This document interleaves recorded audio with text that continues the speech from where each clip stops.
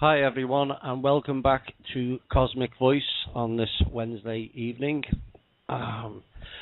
First of all, I'd like to say we have had a few issues this afternoon. Drake, unfortunately, won't be with us today. He's not feeling too well, and Tanath is currently a bit delayed, but she will join us in about 20-25 minutes. So I'll introduce you to Sunfire. Hello. Hello, guys. Hello, Thomas. Hi. So then there was two. There used to be four. Yeah. Now it's two. Yep. Hey, the bosses are away. We should have some fun and have a real party here, huh? Yeah, why not? Right.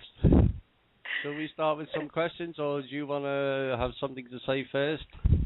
I think we'll just dive right into the questions. Right, okay. Some of these questions are over from or most of the questions are over from last week, so I warn people who have sent questions that we will ask your question eventually. It's just that with us not having a speaker account currently, we're an hour down and we get lots and lots of questions. Right, let's get started. How is it best to protect against grey attacks, manipulations when you feel that your thoughts are strange or being tampered with? What I suggest, and I've been told this works really well to protect against greys, reptoids, negatives, all that, a good, real, well-made piece of orgone. Also, most shielding methods work. You just have to kind of experiment and find out what's going to work best for you. And then as well, if they're manipulating your thoughts and you know that they're manipulating your thoughts, then you can also try just saying, hey, knock it off kind of thing. Or what you can do is retake control of your thoughts. If they're trying to direct them down like a negative path, just like really exert your power and your will and start thinking about something else. Even if you start singing show tunes, even something like that, start singing a show tune in your mind, they'll back off really quick. Yeah, just like a distraction. Yeah. Right. Is ego a natural human trait, or was it implanted by the bad ETs? And are emotions a natural human trait? Natural, the negative emotions, some of them are natural to any kind of sentient being. As far as the separation of ego and self, that was definitely something that was caused by the interference of the bad ETs. Would be like the Anunnaki when they came around 25,000 years ago and started messing with people genetically, and then the reptoids and those in the separation between the left and the right brain and the separation between ego and self, that basically caused that, because with the ET, generally speaking, there is no separation between the two, and they're more balanced and connected. Okay. Are you able to say how a chronovisor works?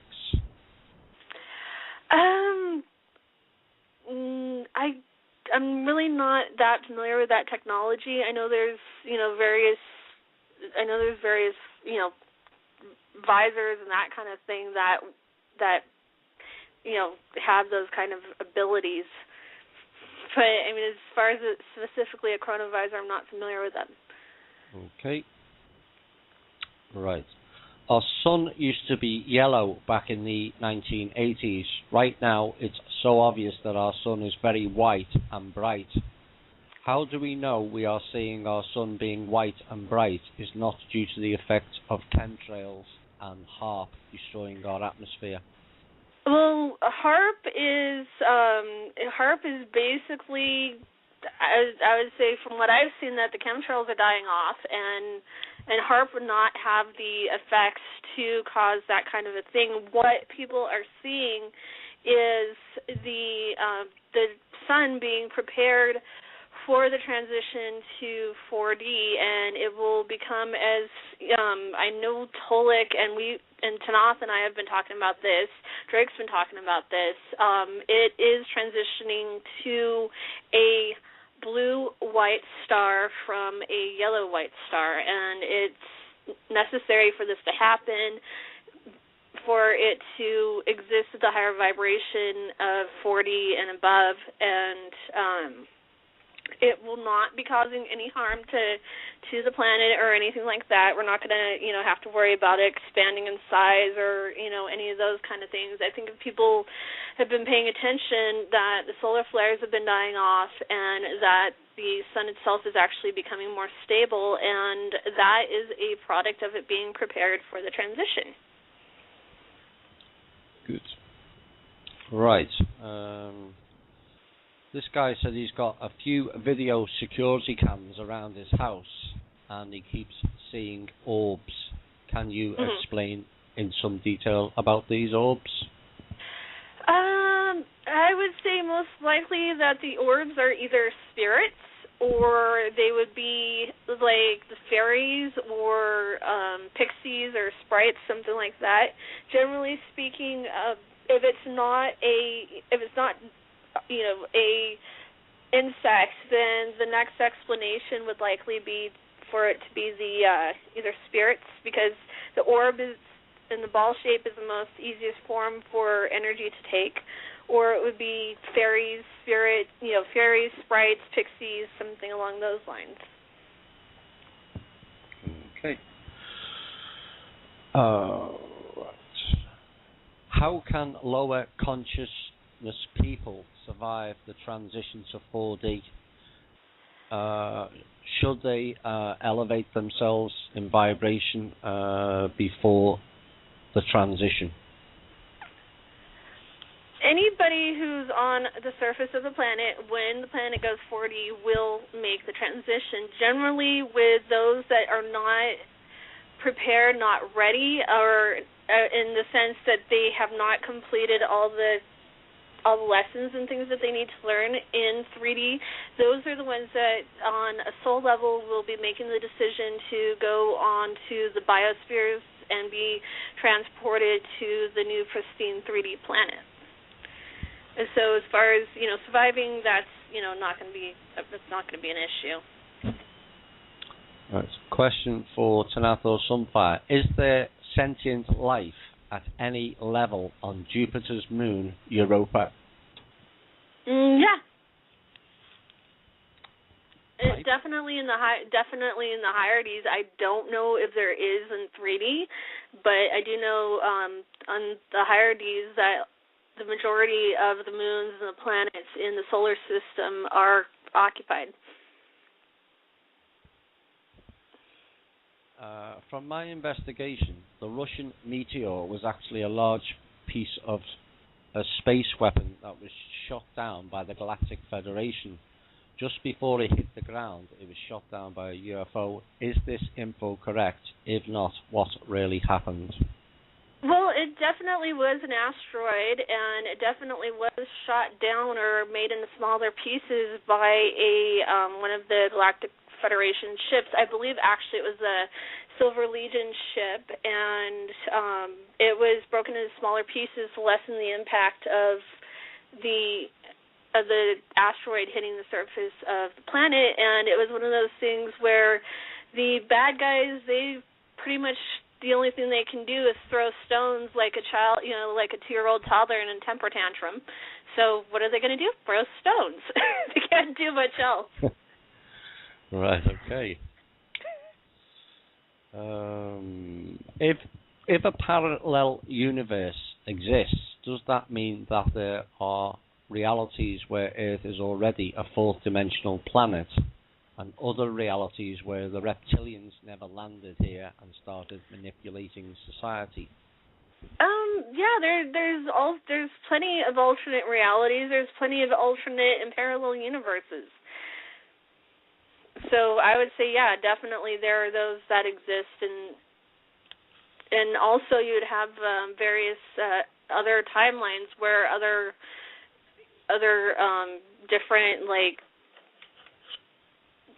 sequences of events have happened and things happen in a different order and that sort of thing. Okay. Alex Collier, in his last interview with Jay Perron in February this year, talks about a major cosmic event that will affect planet Earth and that we need to be prepared for survival.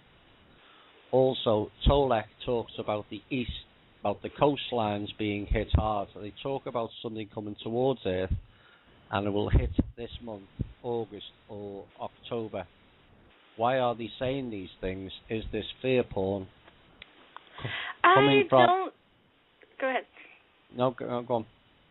Okay, I was going to say I would not consider these fear porn. I think what it is that they could be from one of the other timelines. The planet and the population has made so many shifts towards the complete positive timeline that in the instances where they express things like like Alex Collier did and like Tolek has been saying that it's possibly for one of the other timelines, but I have been assured quite regularly, and I check with him almost daily, but I have been assured quite regularly that there will be no major catastrophic or cataclysmic events, and we won't be losing our coastlines. We won't have anything like, the mythological Nibiru or Planet X or Nemesis or anything like that, impacting on the planet.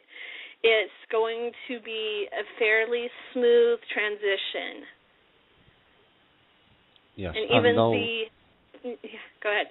And no second sun with 7 planets either. Right. That was another one of those fabled myths. Okay. While we're on Tolek, there's a question here about Tolek. Why is he so quiet? Is he okay?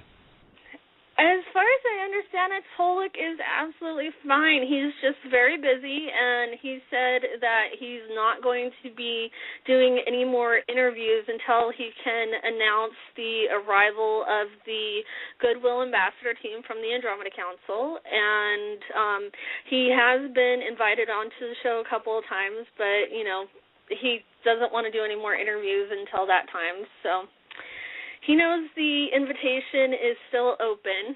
We care a lot about Tolek, and we do keep an eye on him as best as we can, as well as Alex Collier. So I want to give them both a shout-out. We love you guys. Okay. We've heard of beings from Era around Tegeta. Are there beings in other neighboring star systems like Electra, Keolano, Atlas, Merope, Sterope, Pleione, and Maya? And if so, were they corrupted as well? The Arans are very strong allies and members of the Federation. We love them. They're involved in things going on here. There are occupied planets around at least most, if not all, of those star systems mentioned. I know that some of the planets belong to what we consider hostile or negative ETs, and then there are some that are occupied by positive ETs and some that are occupied by neutrals.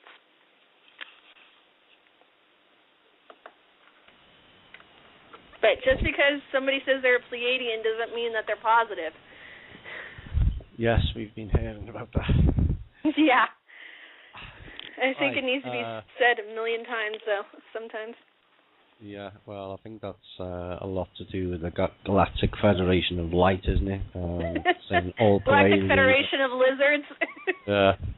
Come on, let's call it. That's what they are, the Galactic Federation of Lizards. It is what it is. Yep. Right, next question. I gather from your talks that the beings from Alcyon in the Pleiades were corrupted. Is this correct? Yes, but it's being further investigated. As far as we understand it, pretty much they were all involved in selling the planetary population out to the reptoids. So. Okay. Have you heard about a guy? I think it's a guy called Jorge Davis on YouTube. I've not heard of that. Yeah, I'm not familiar with him at all. Basically, they show changes on the planet every week, and mostly catastrophic events and dead animals in the millions. So I would assume that's fear porn. Yeah, sure sounds like it. Yep. Right. Are there any symbiotic ships in the Federation, as in the movie Farscape? I'm not familiar with the movie Farscape, but I do know there are symbiotic ships, and there are also ships that are sentient. And, sentient in that some of the ships have sentient cores for their, and then there's also those that are, they look, I want to say, kind of like, they look kind of like jellyfish, and then there's others that look like a different kind of sea fish. I can't remember the name off the top of my head, but they are alive, and they have a peaceful coexistence with those that work and live inside them. And the insides look literally just like a regular ship, but they're done in a way that is supportive and not in any way to cause like negative effects on the being. Okay. Apparently, Farscape was a Canadian show.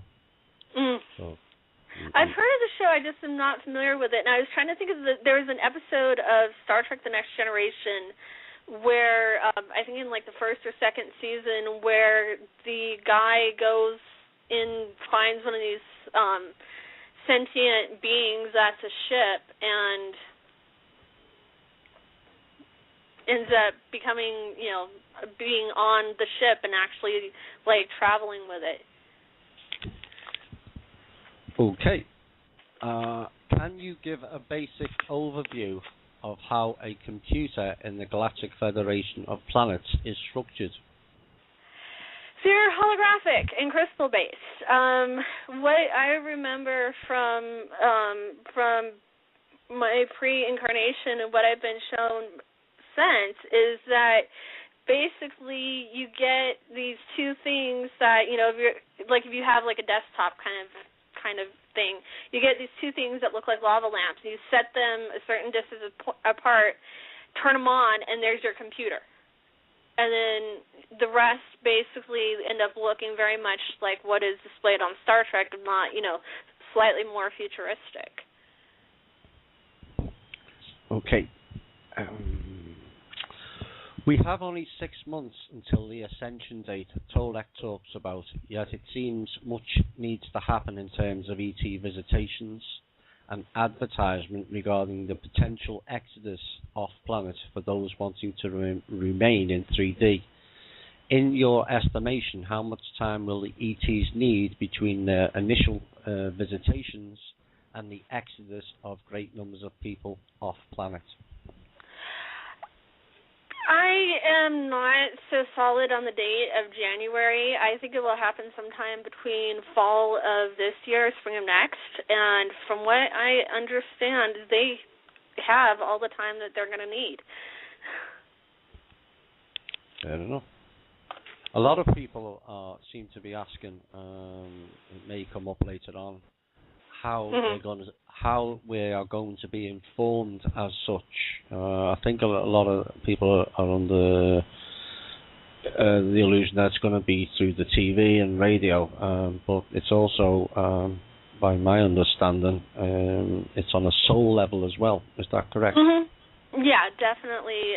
It's going to be like on a soul level, and then also there's a bunch of different methods, and I mean, it's going to be to where everybody will get the opportunity, and we're not just going to limit it to mainstream media or, media like internet, TV, radio, that kind of thing. There's actually going to be, various groups of the ETs reaching out to the various communities and that kind of thing. And so, we'll make sure that everybody has the option to get the information and make that free will choice. Okay. After Terra ascends to the fourth dimension, will we get unicorns and Pegasus back on the planet again? I am assuming we have had them in the past. Yes, we have had them in the past. When the planet was actually in the higher dimensions in the past, we did have them here. That's why a good part of the reason why we see all the legends of Pegasus and unicorns and unipegs and that kind of thing. And I've definitely been informed they have every intention of coming back here as soon as they are sure that it will be safe for them. And they're sentient beings and will be expected to be treated at least as equal as humans, if not slightly beyond that. But they definitely will insist on being treated equally, because they are not, they're not a lesser animal. They are equal in sentience to humans, if not slightly further evolved than that. Okay. Will Earth tilt back to complete vertical this fall? It's already in the process of doing that. There is stabilization mechanisms in place that are basically helping it move gradually to prevent any widespread cataclysmic problems that could potentially be caused if the poles move too quickly. But yes, what's going to be happening is the poles are already in the process of this. The planet will return to straight vertical, and the general global climate will be changing to what is basically considered a Mediterranean climate, which is what you would see in places like Greece and Italy and that general area. But from what I understand, there will still be some mountains that have snow on them. And we'll see Greenland return to Greenland. It won't be covered in ice anymore. And for those that are really interested in ancient history, Greenland was originally known as the continent of Thule, and Hyperborea was the main city. Okay. Is there any process to get prepared for 4D? Well, I know that TNAF has said that the self-work is helpful. It's not required. There is no required process for transitioning to 4D other than literally being physically on the surface of the planet, not inside the planet, not in the center of the planet, not off planet, just being on the surface of the planet. But any kind of meditation, any kind of self-work, like releasing as many of your negative emotions as you can, also going back and looking over as many different events and healing from any kind of traumatic events and things like that, releasing the old energies. Think of not only the planet but yourself as a butterfly that is still in the cocoon and still in the metamorphosis stage and about ready to emerge from the cocoon, a beautiful, bright, vibrant being. And, I think everybody will kind of understand where we're at right now. We're all in that chrysalis, cocoon stage of getting ready to emerge.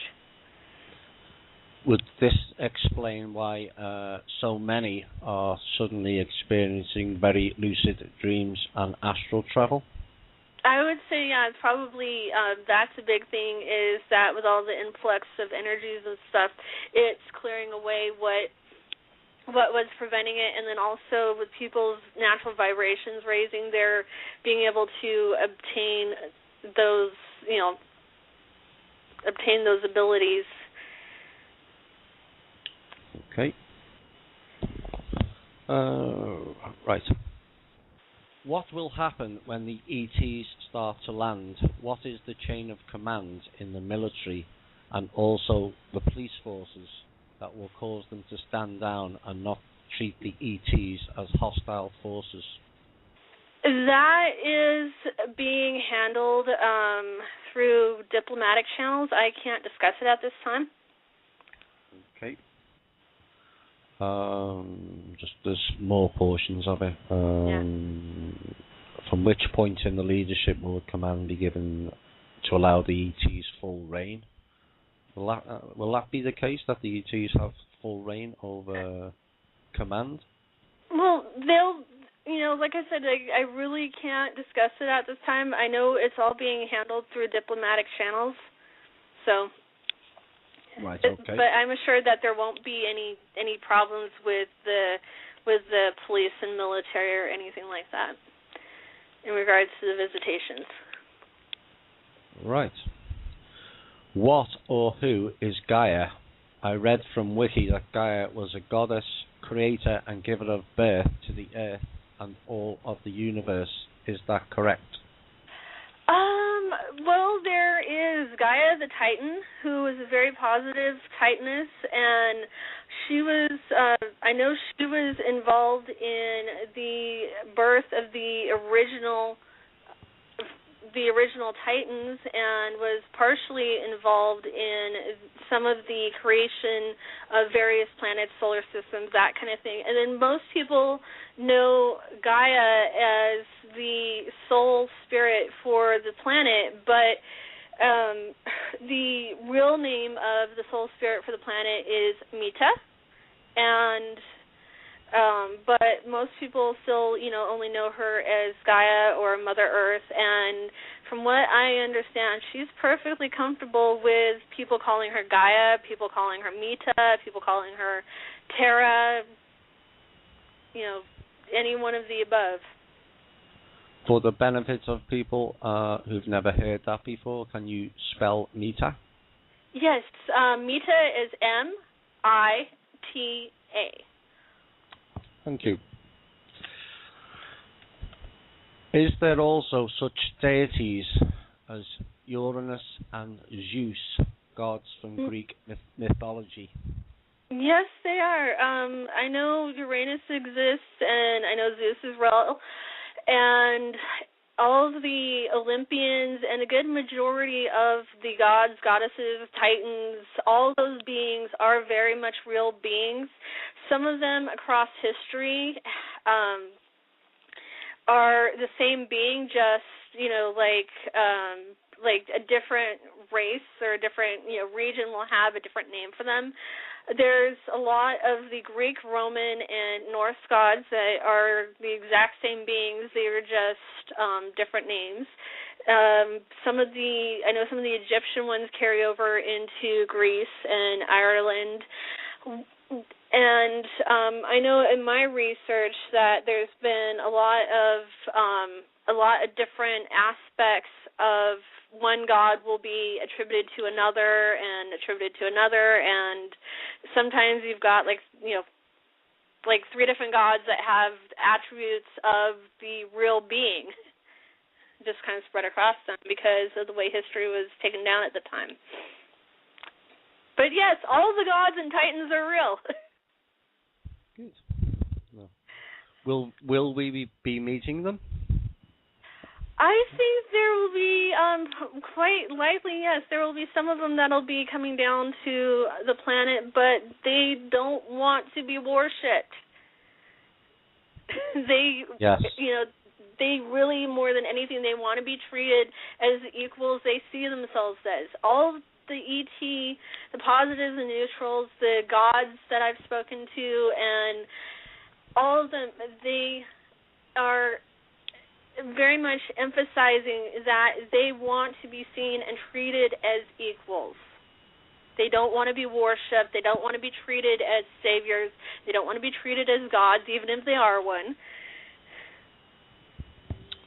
Okay. Next. Is there a difference between the Galactic Federation of Planets and the Galactic Federation of Light? Oh, man. Yes, there is. The Galactic Federation of Lizards, as I prefer to call them, the Galactic Federation of Light, or we can go with the Galactic Federation of Liars, whichever you want to call it, is a AI-based front for the reptoids and the Galactic Confederation, they are a negative-based group, and the Galactic Federation of Light, as Tanath has said even in the past, and so has Tole pointed this out, they use that front to soften up the population of various planets, not just here on planet Earth, but to soften up various planets to get people to become passive and to basically sit there and let them invade and take over. They do not have anybody's best interest in mind but their own. And they've only been around for about roughly 50,000 years, give or take.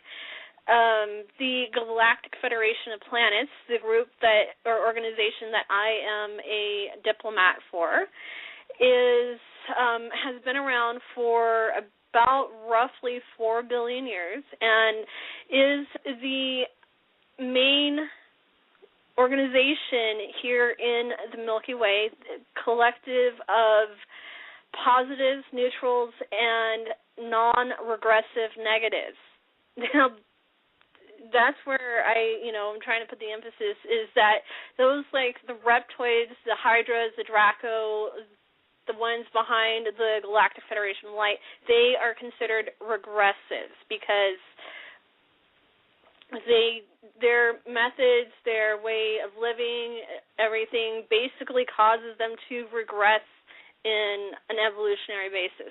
There are negatives out there that are, generally good people. They just have a different way of looking at things and a different way of doing things.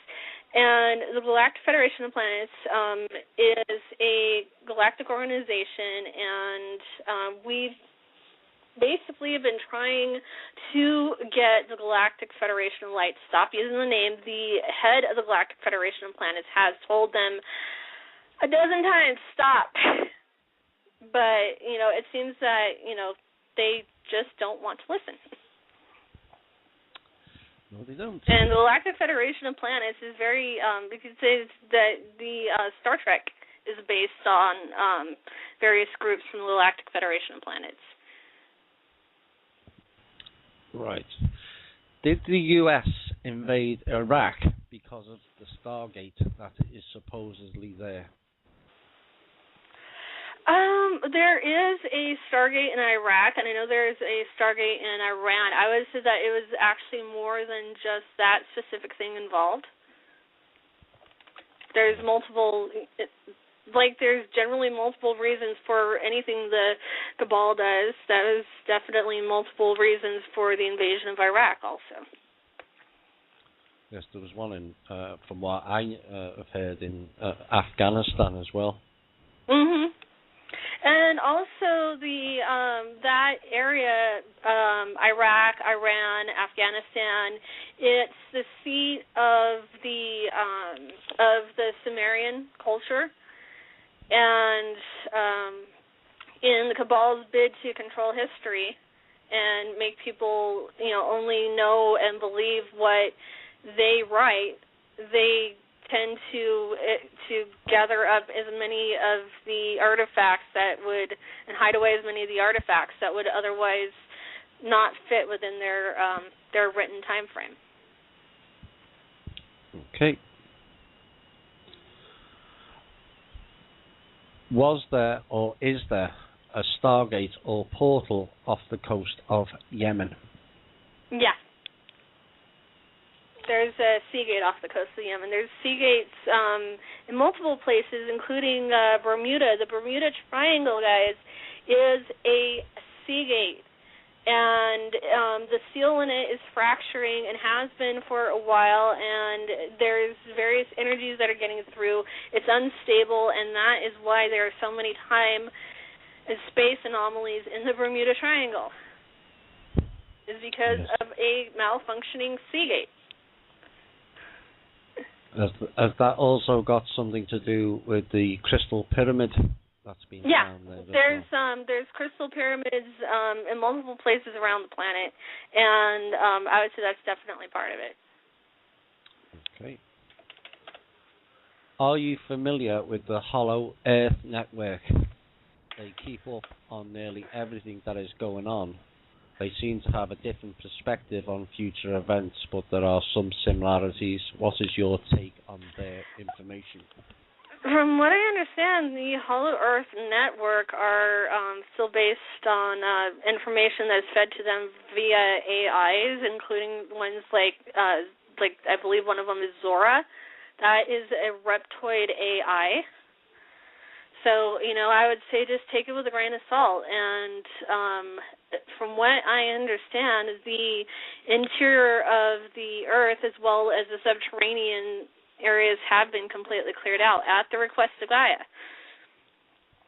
Because they're not vibrating, the people were not vibrating and operating within the best interest of the planet or the population. Right. Are you familiar with Anelia Benz? If so, what type of being is she, and what is her mission and or directive? And do you agree with her stories of astral travel? I would say I'm vaguely familiar with her, but not enough to fully comment. I would say that, I'm vaguely familiar. I've heard of her. I've heard both positive and negative things about her, so I just, suggest taking what she says with a grain of salt and using your discernment. Yeah, I think she was the lady that the guy from Camelot hooked up with. Right, Bill Ryan. After the split, yeah. Yeah. Yeah, and I have a very mixed opinion regarding him, so I will just leave it at that. Okay.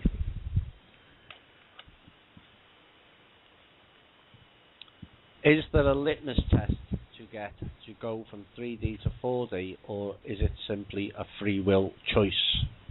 It's a free will choice. If you want to go to 4D, just be on the surface of the planet at the time when the transition hits.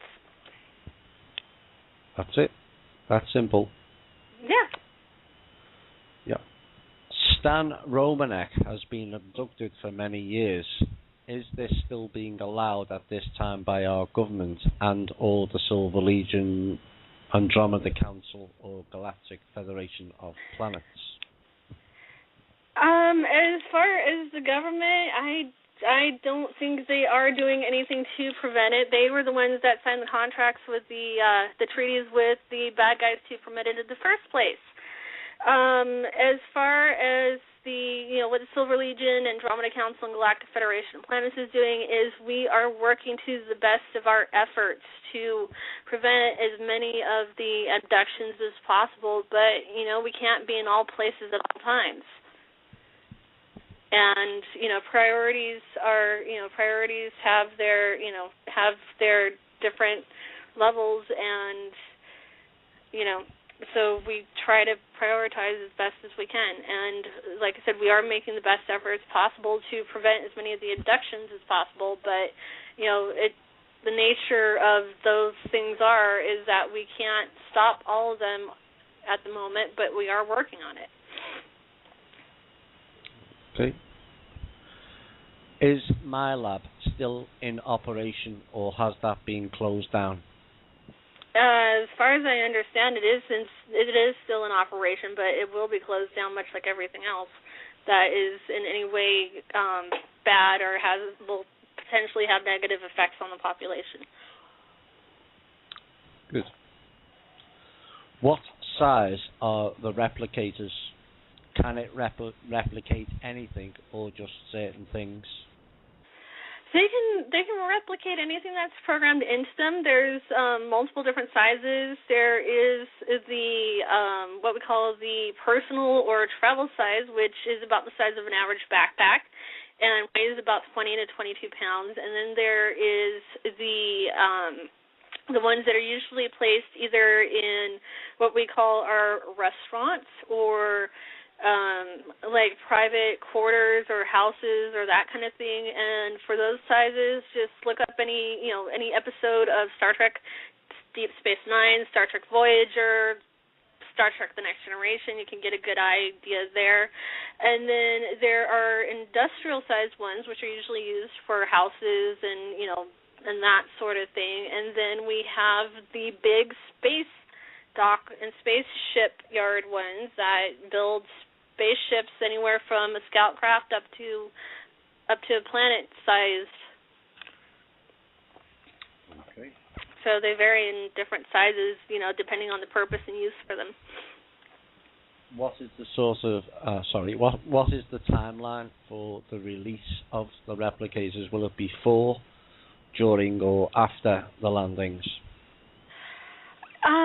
From what I understand, it will definitely have to be after. First, what is going to be done is the suppressed technology, and I know there are plans on how to make replicators, will be released along with the other patents and instructions on how to make various technologies that have been suppressed and kept from the general population. Those will be released first. So it'll be more like, instead of just handing somebody a replicator, what we'll be doing more than anything is, for the most part, handing somebody the materials, the instructions, and whatever tools they would need to build a replicator, and say, here, have fun. And, of course, make it available if anybody needs, like, guidance or assistance, that kind of thing, then that will be available. And, then beyond that, there will be some limited technology released from the Federation and the Andromeda Council and the Silver Legion that is appropriate for the growth and current levels of the population. You don't hand a blowtorch to a 2-year-old, Nope. Does the replicator need any input to get some output, and what is the source of its energy?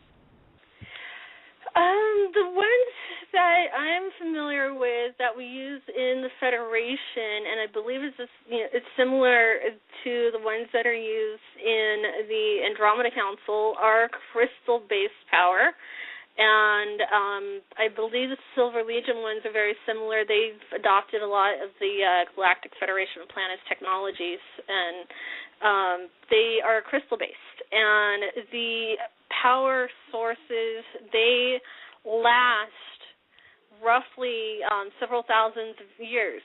And especially like with the large ones, with the smaller portable ones, they last about 100 to 200 years for, one power supply. I believe the ones that are going to be made available to the general population will have a different type of over-unity power supply so that they won't require any kind of replacement on the power for it. Okay. I think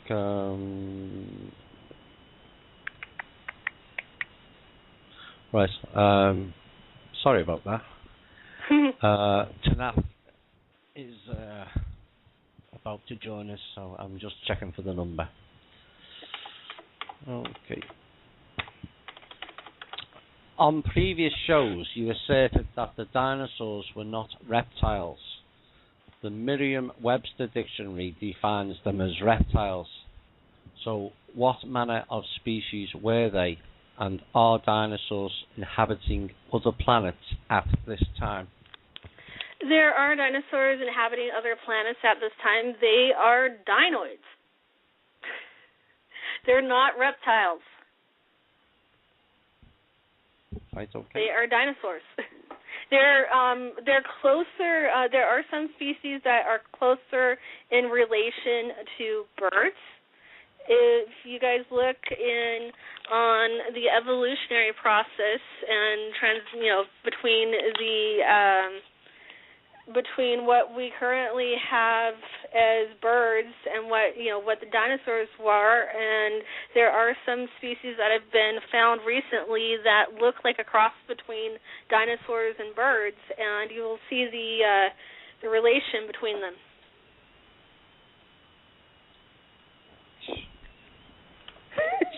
And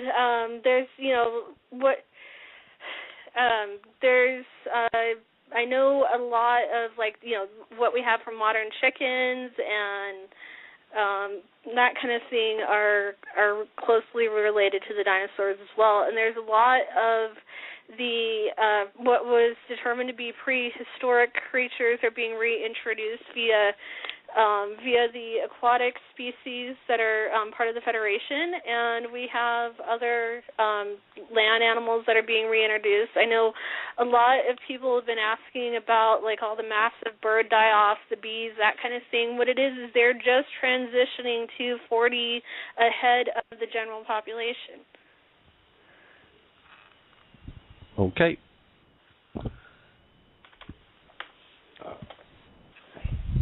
Could you tell us anything about elves and so-called space elves, how they are interacting with Earth at this point? The elves are considered part of the Fae and come from the Fae realm. The elves are most commonly known over in Ireland, of course, and then there are legends and different mythologies that exist across the planet that mention elf or fae-like beings. Okay. And they operate in space too. They have ships and they do a lot of